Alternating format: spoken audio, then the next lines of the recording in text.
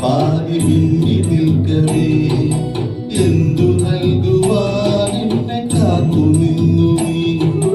ത്രിപ്രസാദവും മൗന ചുംബനങ്ങളും പങ്കുവയ്ക്കുവാനോടി വന്നതാണ് ഞാൻ.